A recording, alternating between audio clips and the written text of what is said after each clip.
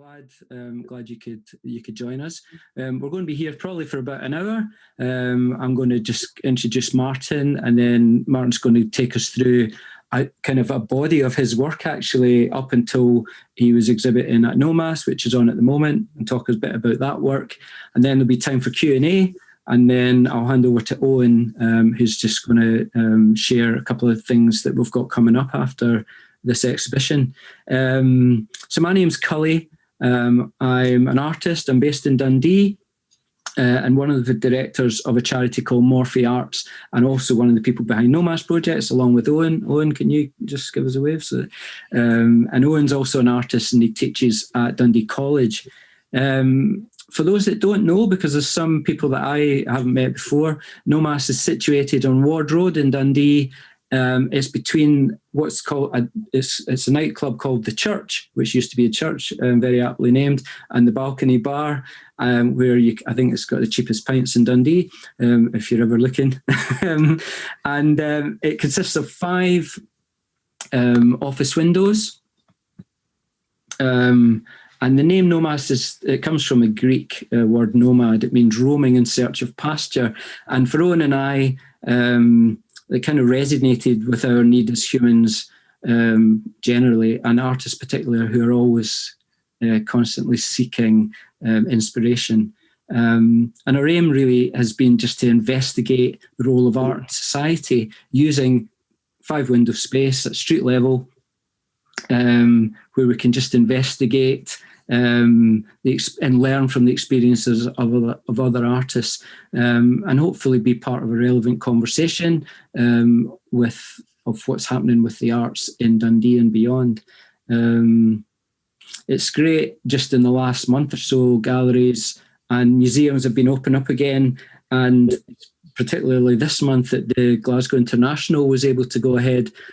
Obviously, if you didn't get a chance, this is the last day, so you've missed out on that. But I organised a trip a couple of weeks ago and saw some really, really interesting works there. So yeah, it's just good for us to be part of what's going on. I'm going to introduce Martin and the current exhibition, which is called Chapter 3. The Story of the Hammer. I'm sure Martin's going to explain where that title comes from in his talk. And Martin was the 2020 Nomas Graduate Prize winner from Duncan O'Jordanston College of Art and Design. So every year we select a graduate from that art college, and then they have an opportunity to have an exhibition at Nomas a year later. And I never knew Martin before selecting the prize, and often when you're selecting someone on the basis of the artwork alone, you're never really sure what they're going to be like as a person. So you go around the degree show and you try and make what you think is the right decision based on what you're seeing. And but it was even trickier in 2020 because that degree show it wasn't live, it was just online. So basically you were just looking at photographs of someone's artwork and trying to select from that. And Martin's work is sculptural, and so it's obviously meant to be seen in 3 dimensions and not 2 dimensions. But one of the things that really kind of was a deciding factor for us choosing was came down to the strength of Martin's artist statement. And when I met Martin afterwards and told him this, he was really pleased because he said he had intentionally worked hard to create a good statement. So it obviously paid off. And then I found out that Martin also was an English teacher. He studied English literature and was an English teacher, and he's been the head of English departments in Edinburgh and Glasgow and Hong Kong. So there was no excuse really for Martin to have a bad art statement. But in the end, we were really delighted with our selection, and obviously part of the prize is to have the artist gets 2 mentoring sessions, and over the course of the year, Martin and I have probably met more than that, and it's actually just it's felt to me more like kind of pure learning in the conversations we've had. So it's just been great to get to know him. So this exhibition is Martin's first solo exhibition. It's eventually going to lead into his delayed exhibition that's part of the new contemporaries at the RSA, and that's been delayed, I think, even more than a year. So he's got that to look forward to as well. And I was just going to say, just to finally, it's that Martin's work explores our connections to each other through the objects we encounter. He draws out abstract narratives from things, materials, and places to remind us of our profound connections to each other and our environment. These concepts can be seen at Nomas projects in the stunning ceramics works that he's made specifically for this exhibition. So I'm going to hand over to you now, Martin, just to share ideas, about your work and how it's progressed to this point. And then once Mark's finished, there'll be time for questions. So if there's questions come up as he's speaking, just get them in the chat right away so that there's not a kind of awkward silence as we wait at that stage. So if you haven't already turned your mic to mute, if you can do that, just so that we don't have any background noises, and let's just silently welcome Martin. Thanks, Martin. Hi, thank you, Clay. Thanks you. Thanks for coming, everyone. And so I'm just going to try and share my screen. So I'm going to talk about probably not a massive amount about the thing that's actually in Nomas at the moment, but kind of talk about the way I've kind of got to my thinking currently, and hopefully that'll sort of feed into making a little bit of sense of what's actually in Nomas as well. So I'm just trying to think. Yeah, I can share my screen. So I'm kind of taking a chronological journey through some highlights really over the last sort of 5-6 years, which are sort of from foundation year and just before up to degree show and now, and just kind of picking and choosing projects that have actually sort of fed into where things are just now. And Cully said 20 minutes, so I'm packing it in definitely. So that there should be, I'm sure there'll be questions, but so do feel free to ask questions, and I should hopefully have some answers because there's plenty of backstory to most of it. Great. Okay, so I'll just obviously it was the story of the hammer, so that'll mean lots of things to different people, and obviously there's kind of philosophical links and things as well, but I won't go into that too much. This is a great shot from about 5 years ago of the junkyard. And I went originally to the junkyard to find chairs, and I found these chairs, which are a project I'll show you in a second. But it's actually a really important shot because the junkyard ended up becoming like a very important place for different bits of research and inspiration, and just kind of finding stories, which are a really big part of what I've been doing since the beginning, and very much aim to continue to do so. So the Chairs project was quite early on and kind of linked into memories and memorials, because I was very interested in memorials for a while. And then what I did was I kind of went around Edinburgh. I found the chairs from a junkyard, and I went around Edinburgh and took lots of photographs of the little memorial plaques that are on benches that you find around the place, and just kind of made these little 2-word poems out of words that I found from the different plaques and things, and then made them into new plaques.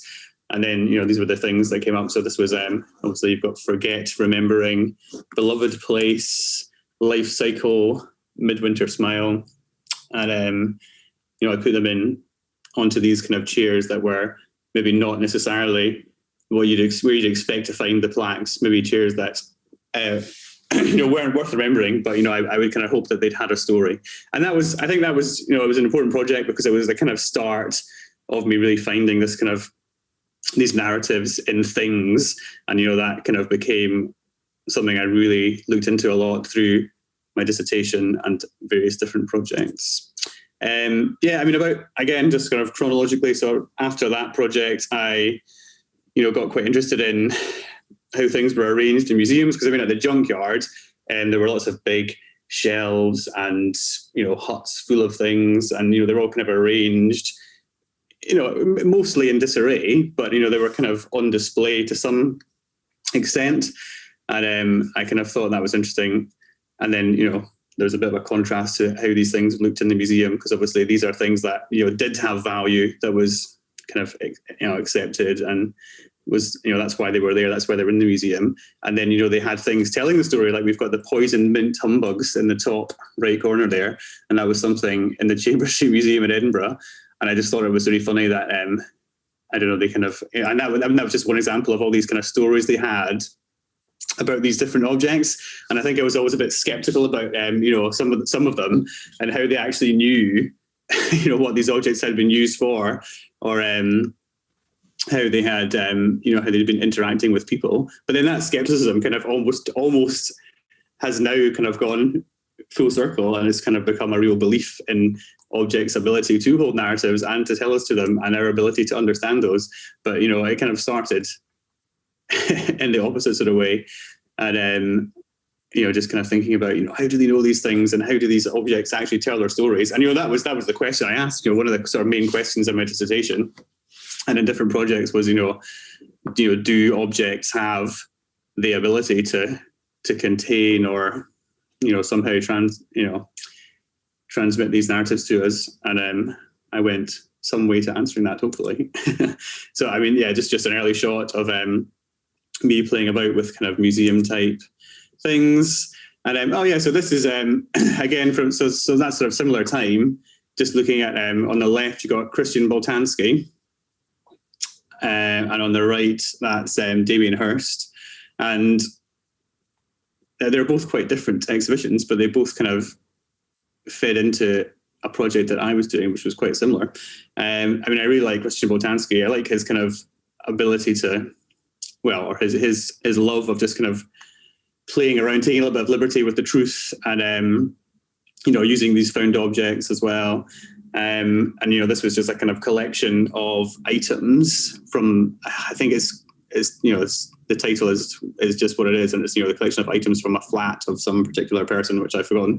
And and I just think it's great. I really like the way that they're not in a house, but these objects kind of tell this story, and you can look at the sofa and the ironing board and the television, and kind of even though they're not arranged as they would be in a house, you can still, because we have that experience of living in houses which have sofas and televisions, we can still kind of extrapolate, and we can picture them in that scenario, and we can imagine the woman, the character, who may be real or may not be, living their life around these things and embedding themselves in these things. And then, I think these things kind of taking on a bit of a story, but then kind of linked to that, but also quite contrastingly, around the same time I was looking at that, I went to see this Damien Hirst thing in Venice. And I don't know if people saw what it was, but it was kind of an enormous exhibition of these objects, which were supposedly found objects, but very blatantly not found objects, very blatantly created objects. And there were things that had, I think the story was that there was a ship that had been carrying all these kind of valuable things, and the ship had sunk, and then it had been found, and then all these kind of valuable objects had come into the possession of the museum. And so it was kind of interesting, but they were all fake. And there was that question, do these have the same sort of narratives, and how is the narrative working in the things that are real, and they have that kind of interaction, and these things that have been created. And that was just something I kind of was interested in. And again, these are kind of little study images from old sketchbooks and things. On the left, just kind of playing around with little memorial type things, and a picture of somebody and a flower, and just kind of taking the sort of visual language of different ways to memorialize or remember was the kind of project. And then I also got a collection of these family photos and kind of fake photos of people I didn't know, and sort of started making up stories about them, and then kind of putting together little collections of objects that might have been theirs, and again, it's just kind of, the idea was kind of using that sort of common understanding of these things that we all have, and, feeding that into creating these narratives. And I think, one of the real kind of, like, I'll touch on something that's in my statement a tiny bit, one of the kind of real aims of what I'm trying to do is to make us all feel a connection to one another. And, so one of the ways to do that is through this kind of idea of commonality in these objects. And, it's a two-way street though, because, I'm using it, but I'm also kind of relying on it as well. And I'm relying on it to feed into how people understand these things. That probably makes no sense anyway. I'll move on. But it led to a project which I think went quite well. And, this was just a kind of like a memorial cairn, but made of balloons. Again, just kind of questioning how we remember things. What's the point of remembering things? How long does the memory last? And so on. And then just another quick project, which was sort of relevant. I mean, I like the idea of looking at the things, but then I got into the idea of looking at places. And this was a place that we found quite near the house, actually, just kind of along in Dalmeny Estate. And it was an old World War II bunker. And it had, it was very kind of dark and airy and had a kind of, a presence in it and a sound that it had from the wind. And, it was a great little space. And I thought, about what I could kind of bring into it. And ended up just playing around with different projections. And these are what ended up being a work, which was an installation of projections of videos of the sun inside the space. And I thought that worked quite nicely. And there was a soundscape as well. But, that was kind of more about the place, really. And again, it was kind of, I think the way this leads into what I'm doing now is that, the sun projections, they kind of brought in a slightly abstract, slightly metaphorical kind of sensation to the place, and then kind of enlightened it, if you like, so they're kind of bringing something in. And I mean, that's what I've done with subsequent projects, is kind of use a little bit of kind of abstraction and taken either places or objects, and then, but, used a bit of intuition and a bit of kind of abstraction, and created either, materials, sensations, or abstract objects or fictional objects, which again have kind of, but I'll use that word again, enlightened or illuminated these objects and places, and in some way expose their stories, slightly more than they would just on their own. So I guess that's, in a way, that's kind of what I've seen my role to be slightly as an artist with the objects, because, I mean, they do have a quality of their own, but, maybe I've been trying to kind of release the stories in these objects and these places slightly more so, either successfully or not. And then the next project was, kind of going back away from places, back into things again. And I found this great little figurine in the junkyard, but it had no head.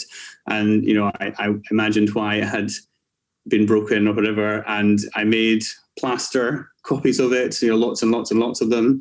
And then I had, there were QR codes on the bottom of these, and they all appeared around Queensferry overnight one night. And the QR codes linked to a website which had a fictional story about where the figurine had come from, and the kind of story that it had led and the lives that it had interacted with.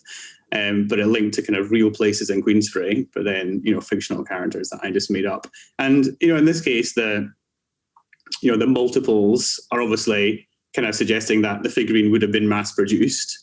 And again, it's the idea that this figurine, like, it has resonance with us. It has that commonality because we might have seen something similar. This could have sat on someone's granny's mantelpiece, and you'll have seen a similar object sitting on your granny's mantelpiece. Maybe the same object, but maybe it's slightly different. And again, it's the idea of all these stories exist in multiple, and they're all kind of, although they're unique, fundamentally they're all the same. And that's kind of, again, what I'm trying to sort of suggest, I think, underneath all this stuff. So so at that point, this is a Tacitadine work, which I'll get to in a second. I kind of, it was dissertation sort of thinking about time and dissertation writing time. So I was getting into different ideas about, again, kind of like asking myself, because I felt very instinctively that these objects did have stories to tell. And, that was, but then it was kind of, I suppose intellectually, I was kind of thinking, but do they really, can I really look at this thing, and or is it just me kind of being overly romantic and, imagining things, and, or do they actually have a physical capability to tell us things? So I kind of got into the philosophy of all that. And one of the big things I looked at in the dissertation was the idea of kind of new materialism. So just kind of a slightly more up-to-date philosophy, I suppose, looking not so much at old-fashioned anthropocentric views of materiality, and coming, thinking more about materials as being like more of a kind of continuum and less of a hierarchy. So, not having the human at the center, and, going away from the idea that, objects have no agency or value unless there's a human presence, but actually they can have an agency, they can have a value. That was one idea. And just, again, more about the idea of things being connected to one another through that kind of materiality. And that links to this because it's Tacita Dean's a still from her video about the Taymouth Electron, which is a boat that was entered into a round the world race by a chap whose name I've now forgotten. There's a movie about it anyway. And he falsified all his records to kind of show that he was doing better than he was, and show that he was in the lead, but actually he wasn't. And then he ended up, he ran out of ground or something, and ended up on run aground on this island. But Tacita Dean, she just kind of made this film of the object of the boat. And that was the story, So, Hollywood made a film about it where they had characters and they had actors and they told the story. But Tacita Dean just showed us the object. And for her, that was enough to tell us the story. And I just thought, yes, that's kind of what I'm getting at. So it was a really interesting piece of work for me in terms of my progression. And I looked at it a lot in the dissertation. And I think, looking at it again, and this will lead into something else. There's all these kind of bits of it that are broken, and you can see there's so much damage. But then I think if you kind of take that back a few levels to maybe back to the objects again, like the little porcelain figures, or even just the chairs, back in the first project, I started kind of thinking, well, actually, maybe there's a language that we're kind of picking up on subconsciously through these objects. And you can look at a chair and you can see a little cut or a scrape or a stain or something. And again, because we've lived our lives with chairs and we've maybe created a similar cut or scrape or stain on our own chairs, we understand that language, and it's not something we think about, but it's something we kind of pick up on, subconsciously. And like a language of materials, of things that's just kind of, it's there, it's happening, and it's being communicated to us, maybe. But my dissertation was a lot about that. And I don't know. Hang on, it's not changing slide. Oh yeah, so the next one then, and so that very much led into the next project. This was the inspiration for the next project, and it's just a fisherman's cottage, like a collapsed fisherman's cottage, which I took a picture of on a small island just off Hong Kong. And again, I just thought, what a great place this is. You can see the bed frame there, and there's bits of cable still, and there's bits of door, and you could actually, if you were there, you could kind of see in and see the kitchen where they must have cooked, and you could just, even though it was so kind of destroyed and abandoned, there were so many little clues and hints, I think, that really told its story. And for my project, I wanted to see if I could kind of distill that down into something. So I kind of made different elements of it and put them together. And the result was this piece of work. So, that was, you've got the kind of broken bit of ladder there, which was kind of and obviously a recreation, because I didn't fly back to Hong Kong and bring bits over, and then you've got a bit of broken bed there. And again, I made that and sort of aged it and, put chemicals on it and put heat treated it and things to age it. And then there's bits of the cabling and the lighting there. But then there's also a couple of other elements that are kind of more abstract. And again, that was kind of, like I mentioned earlier, bringing in those kind of slightly more intuitive textural or materials ideas that are illuminating the stories. I don't know. I thought that went quite well. I actually still kind of feel like this is maybe one of my most successful works in terms of telling the story. And it kind of really cemented that idea in my head that I was doing the right thing with this approach, and allowed me to kind of take that forward into more projects. And then after this, it was actually, before that, I went on a quick academic exchange over to Utrecht, and that was great actually, because I had all these kind of ways of thinking and ideas for doing things. And I went over there, and the art school was just in an old furniture factory, and I found all these photographs about the furniture factory. And, I did all this research and went to the new furniture factory and spoke to the guys there and found out what it was like to work in the old place and, interviewed them. and, you know, looked at all these pictures. And again, I just kind of, you know, looked through, sort of used a bit of, you know, a bit of research, a bit of intuition, kind of like what felt right. On the left, I was just for some reason really drawn to this picture where they all had these kind of like an assembly line, and they were marking chalk crosses on things that had been inspected. And I thought, oh, that's great. You know, it's such a kind of definitive and, you know, clearly visual sign of this like human interaction at the making stage of this object when it was like fresh, but still the start of its story, if you like. You know, so I got all these bits of wood and just marked them with the crosses and piled them up, you know, to kind of, I don't know, just kind of show that there were stories in all these, but they were at different stages, and maybe they were, you know, starting out, some of them were ending their stories, some of them were in the middle, and some of them were at the beginning. And you know, that was the kind of thinking behind that. And then on the right, again, this was kind of just a little work with a found chair and then some abstract images, again taken from bits of wood that were from the furniture factory. So again, you've got the idea of kind of like the you know, the visual, sorry, like the found objects, maybe having the stories, but then the abstraction coming in to illuminate things, but then also that kind of idea of the materiality bringing us in, you know, bringing us in through this piece of wood, you know, through that kind of materials connection to the object, and all hopefully linking together. That was the idea. Yeah, and then there's some more things. On the left is a very important shape. Again, so this is, on the left, it's just an abstract shape, which I'm not going to explain where it came from, most deliberately. And it became quite important, though, because, well, again, I'm not going to explain why, actually, because, yeah, there's a few things I don't like to say, because I feel like they kind of ruin, you know, the ultimate desired effect. But, yeah, this is an important shape on the left, and it's kind of popped up a few things. This was in concrete over in Utrecht, and then obviously it's made its way back here and to wood and things. Yeah, so on the right there it is in wood, and this was just a little exhibition in Custom Lane. And this was it was quite it was a little thing we did in Custom Lane, and you know, it was kind of obviously you can see there's a few ideas coming together from some of the old projects. Like we've got the kind of found objects, the little trinkets, the porcelain things. We've got the multiples again coming in, those kind of ghostly blank canvas images for us to imprint our own narratives onto.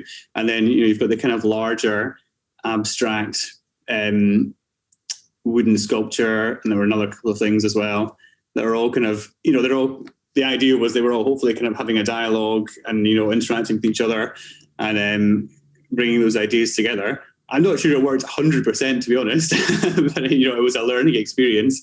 And I think one of the challenges I faced with all these different ideas is actually really trying to pull them together, which I think is working far better now.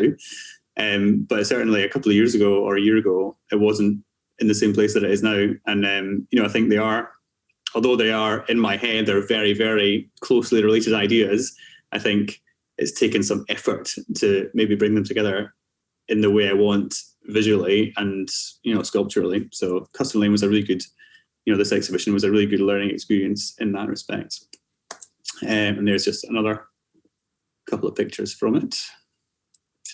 I'm speeding up because I think the time's going on. Oh yeah, so okay, so we're actually almost at the end now. So this is the into the degree show. So yeah, at that point it was degree show time, and you know, again, so I was in a really good place. I had looked at all these different philosophies, and you know, I'd kind of, like Cully said, I'd worked on my statement a lot, and you know, that kind of made sense to me now. And I really wanted the statement to be a kind of like you know, like a mission statement for me as well, like almost like a manifesto of what I would do and what my process was. So not something that would explain the works of art or you know, necessarily give any answers, but something that explained like my approach to things and my way of thinking, and then hopefully it would make sense, you know, in terms of like the result maybe to some extent. And I was inspired to kind of push some of the shapes. You know, I wanted to kind of push the extractions a little bit more, but you know, maybe kind of look at expanding the scale as well. You know, I was really inspired by Japanese architecture and Tadao Ando. You know, this is from one of the museums that he designed in Japan. And, you know, I love the kind of, you know, big scale, like clean lines, and but then the contrast with the rubble as well. And again, I like that kind of materials contrast. So I took my shape that I showed you earlier and kind of pushed it, and you can see there's one that was to be clad in wood on the left, and then I made one in steel on the right. And that's a vast construction now. It's a sort of 5 meters long, and made of this like thick box bar steel, and that's going to take its place as well, not quite a central, but sort of semi-central part of the New Contemporaries in next February, with lots of other things as well. And that'll be another chapter, I think. We'll see what chapter we're up to by then. And another story. And then, there's just some pictures of that outside. You can see the shape at the top, and then kind of coming down again. And then it was, and then obviously everything happened, and there was no degree show, sadly. It didn't quite make it. But luckily I had Nomas to look forward to. But but I didn't have a studio anymore, and I didn't have as much space, and I didn't have all the workshops. So I was kind of looking at keeping these ideas going, but doing things kind of necessarily on a slightly smaller scale. And after various different experimentations, these ceramics came out of different bits of work, and I was quite drawn to them, and they just they made sense, and I tried to make them kind of look again, tied in with the porcelain figures. Like I was trying to kind of make them look like they had a place on a mantelpiece maybe, but then they were at the same time quite different, quite kind of otherworldly. And focusing rather not on a kind of a representation of something that recognizable, but on a sensation, a materiality as well, rather than that. And I think they do that, I think, reasonably well. And here they are in Nomas in Dundee, the 3 of them. Oh, and the close-ups. Oh, yeah, and then also in Nomas, in the 3rd window, is some little steel, smaller versions of the abstract shape, which kind of comes in. And the abstract shape, it comes up as a kind of motif, if you like, and it does mean a lot to me. But again, I won't say too much about it. And a little porcelain figure. So they're supposed to kind of have a dialogue between the windows. We've got the porcelain figure on the left, the 3 ceramics in the middle, and the steel abstracts on the right. And the idea was they're in conversation with each other. I think I was speaking to Cully about that when we installed it, and I think I hadn't quite thought about I just hadn't quite appreciated that the effect of the separation of the windows. And it's maybe like, could they be a bit more in conversation? And so I think maybe if I had another week to redo it or something, I might have changed a couple of things. But I mean, it was it was fine really. But they were maybe supposed to have slightly more of a conversation. But I think they still do, and as long as you stand back and look at them all at once. But so that's kind of where I am now. And I mean, again, I think all these kind of projects that you can see, I've kind of picked up some ideas, left some off, and then gone back to them again. And I see it all as kind of strands of a net that I'm kind of pulling in now, and it's all kind of beginning to make sense and come together. And I think the Nomas thing's been really good in terms of bringing ideas together, and even just kind of going back and looking at these projects has been good. And and I mean, I was going to read my statement out, but I think Cully read most of it out at the beginning, and it's online anyway on my website, which is here. And I mean that's a kind of a very much a whistle stop tour. I mean, like I said, there's a whole dissertation behind it all, but maybe that would be that's 22, so maybe that's a good time to stop, Cully, and do questions. No, that's perfect, Martin. Just when we were going through practicing the screen share, and I saw that, I was aware I'd got snippets of the direction of your work from our chat, but just to see that all together and, just that starting point and how that journey's been, that was just really helpful, because that was one of the things I thought reading your statement, just like what you said, that it doesn't explain about the work. It has the kind of general value of what you do. And I already was thinking, okay, how would that work? How does that change from an abstract kind of value to how does an object really connect? So you mentioned it in the chairs, for instance. If you see a mark on a chair or a certain a way a chair has been, we can all connect to that because we've all sat in chairs, and you kind of know that. Like the one, Christian Boltanski, when I saw that chair, interesting, you said, you can imagine the woman in the flat, like it coming from the woman.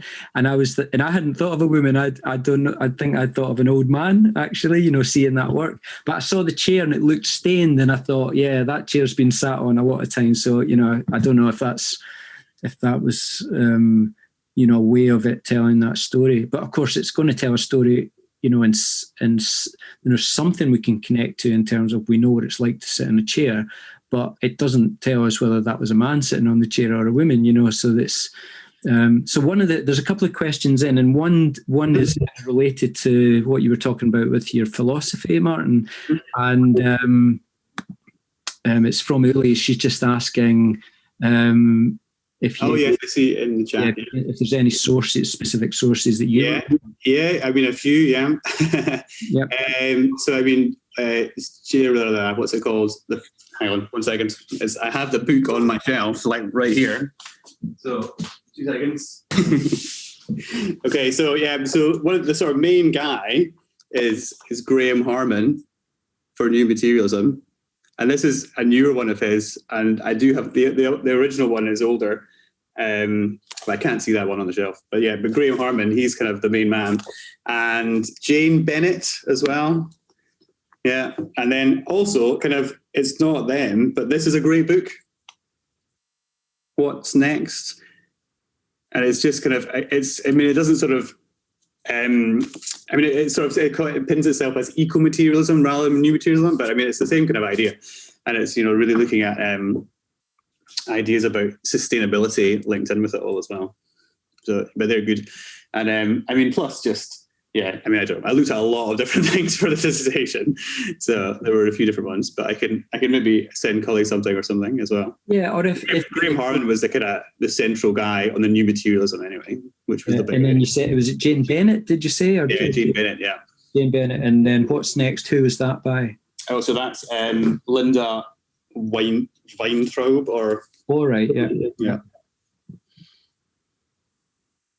Great. That's very good. Yeah. There's another question that came in from Sue, and she was just asking, how quickly when you find an object does the narrative come to you?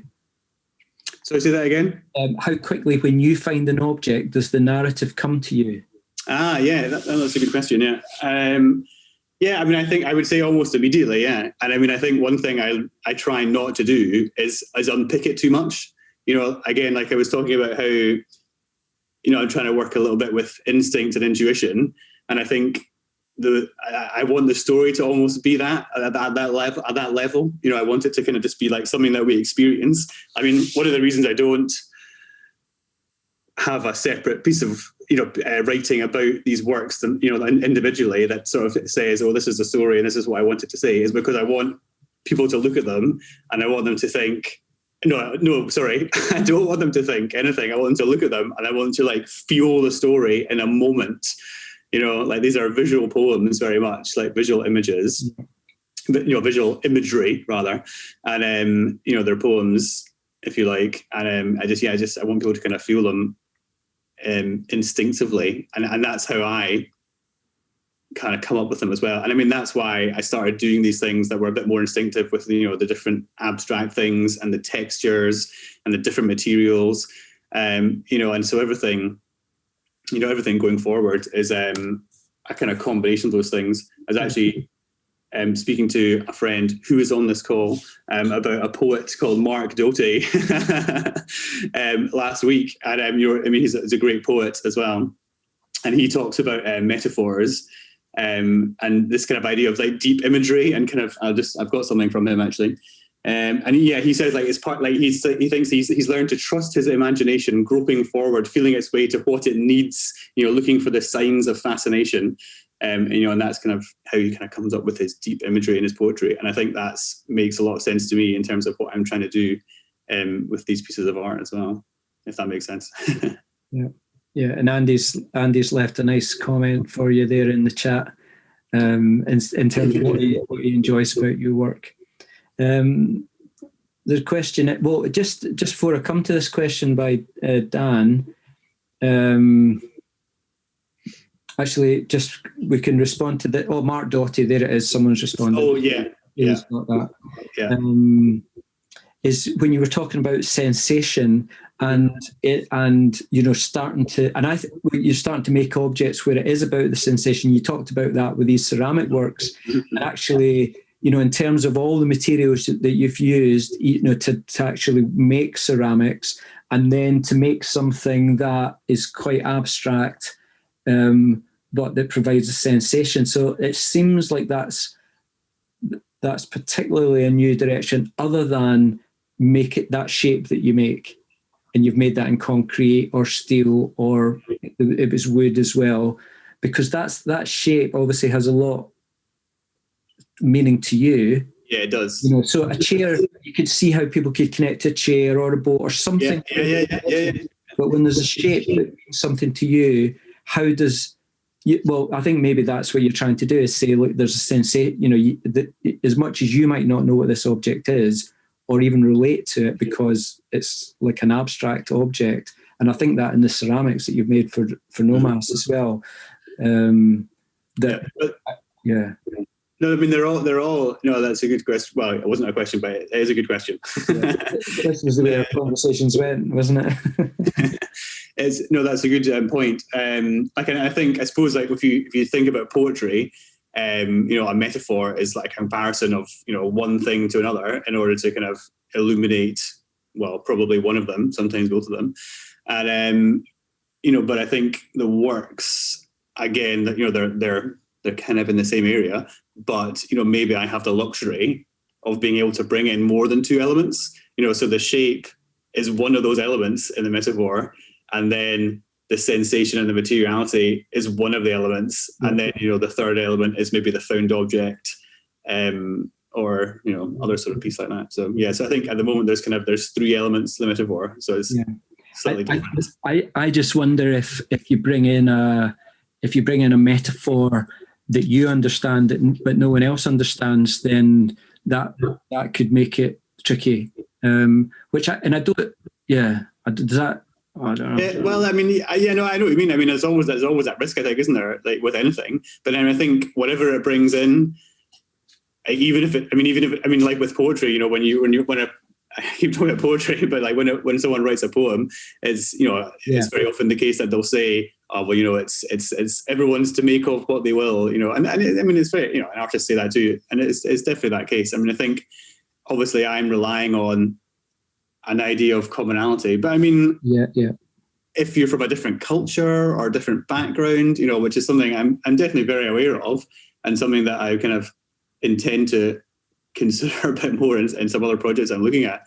But there's different things that are going to come in from that. But I mean, there will be something, and I think my hope is that I've thought about it enough that there'll still be something relevant to everybody. And again, like I said, the kind of core thing is trying to kind of show us that underneath it all, we're all the same. But does that make sense? I'll come. I know I'm coming back to your question, Dan, but just while we're on this conversation, Uli's come in with something. Just to continue on this, the important shape which you've made in wood and steel somehow doesn't seem to have the found material aspect. No, it doesn't. Yeah, no. I mean, it's more about the material. And I mean, and again, I mean, the earlier kind of explorations, like trying the different materials, I was just kind of, I mean, in a way, I was trying to see what worked and what didn't with those different materials.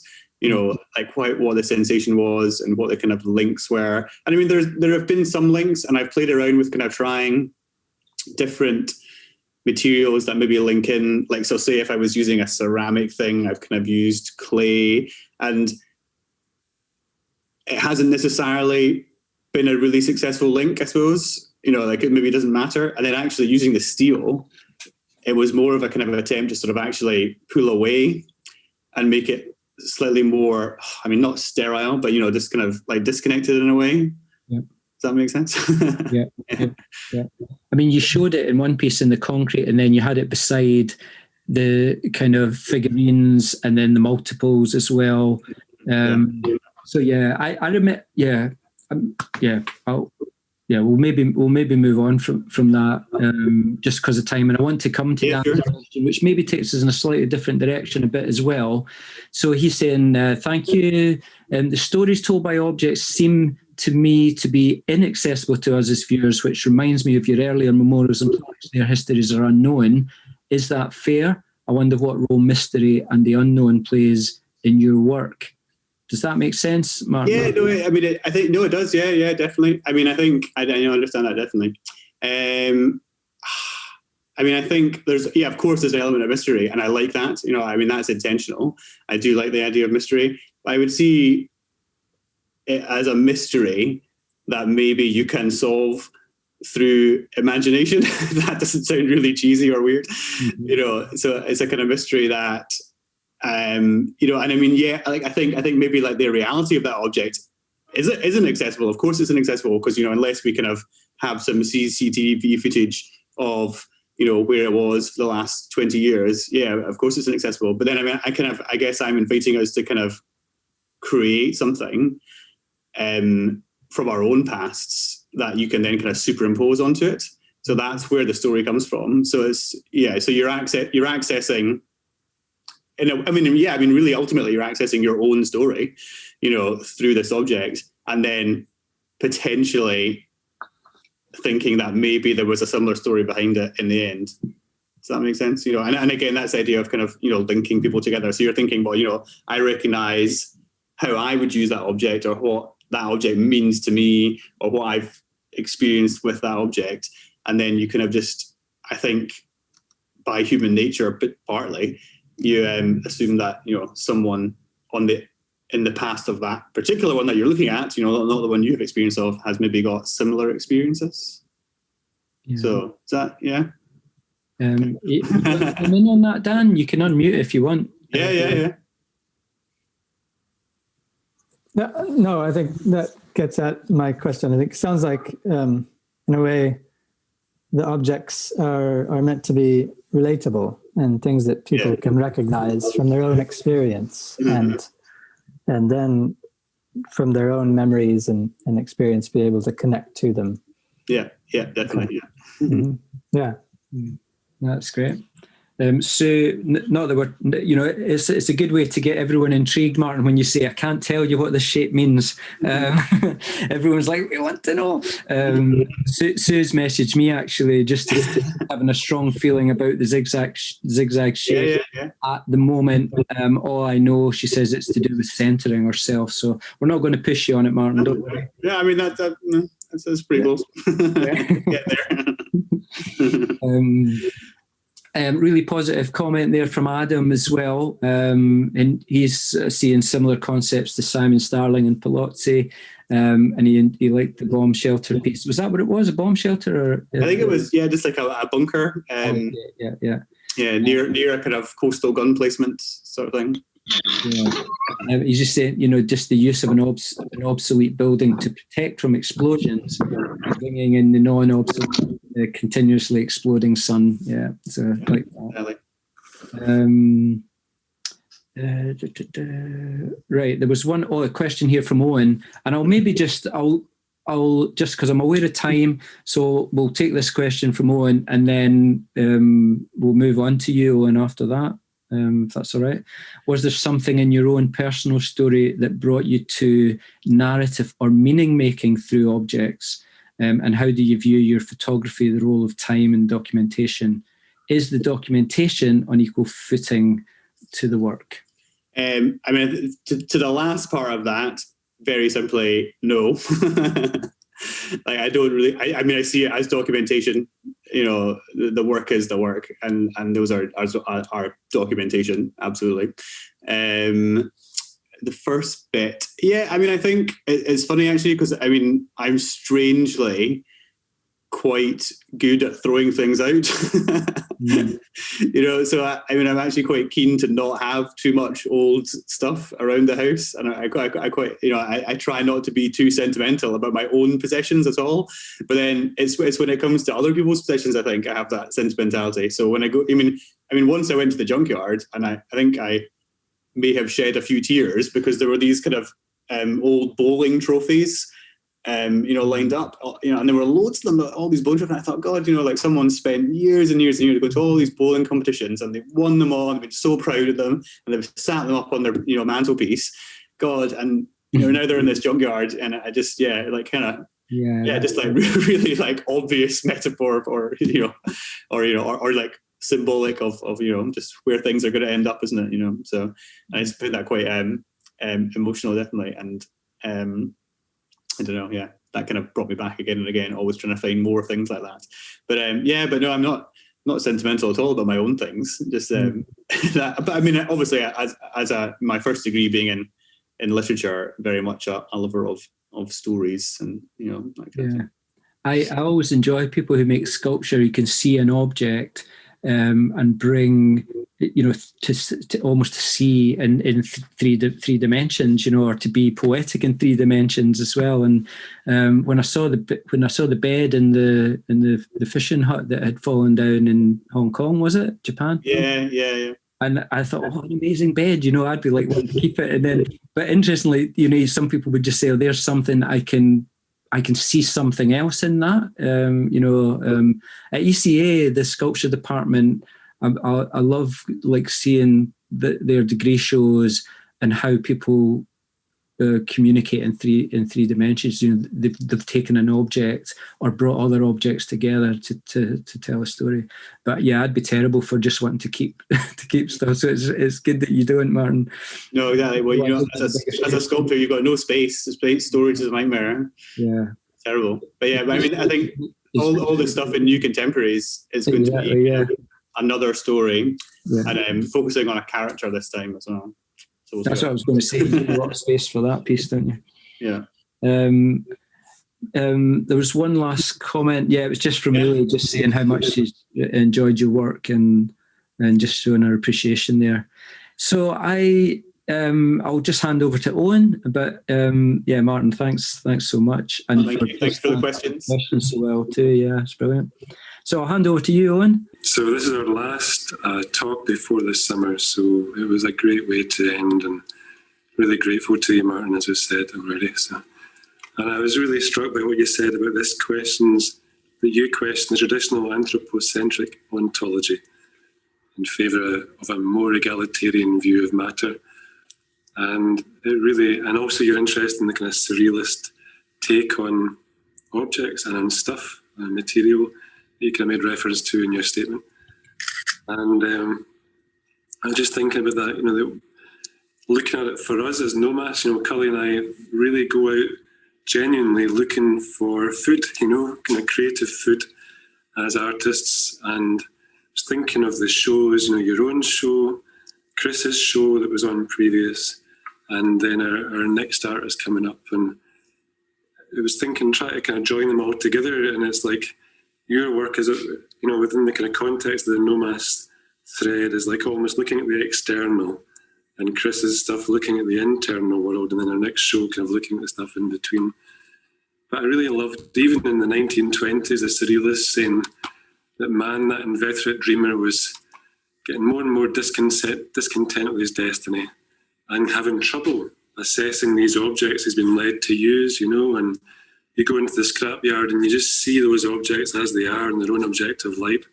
But we always think of them in terms of relationship to each other. And something that came across with Chris's show previously was this sort of sense of understanding the world. And Uli, her work was like this as well, you know, and it's like that search for truth, you know, the kind of division of art and science and enlightenment. and then which is not in conformance with accepted practices, and it's like you've taken these different objects and put them together and making these new stories from them, and it meant so much to us, and it was really kind of inspiring, because of course you're standing in front of the windows thinking, what is the narrative between the beautiful little figure who looks like she's in a massive void because there's a box around the white background, the edging of that, and then of course these very kind of sort of sci-fi organic creepy looking sculptures that you've got in the middle, and then the big very modernist piece in the end window. So for us, it meant a great deal to have these contrasting shows, And I loved what Max Ernst had said, the exploitation of the chance meeting of two remote realities on a plane unsuitable to them. It's like taking these things and two different realities and bashing them together, and then sort of watching what resonates and what jars as well. So thank you. And here's the stuff, from thinking of Jean Dubuffet's working from the inside out. You're working with the material and forcing us into it. And when I think of Chris's work, it was sort of this internal process, a direct projection of what's happening in the depth of a person's being. And of course, there's overlaps with all of these different shows, I think, within Nomas, although outwardly they're very different. And then now, the reason I asked you about photography is because the photos are so strong, and it's like, and photography in terms of time and death and relationship and that documentation, for you, it's almost secondary. You were saying, yeah, there's something in the quality of the photographs that merits that first place, I think. But that's me being, that's my own take on what you've shared with us. And of course, these very strong, mysterious shape that's your signature. So I just wanted to share the photos you had sent us with the folks, as well as the install shots that you shared. Thank you for listening to us. To everybody who joins us on Zoom or comes to the talks when we used to have that old school notion of actually seeing each other face to face.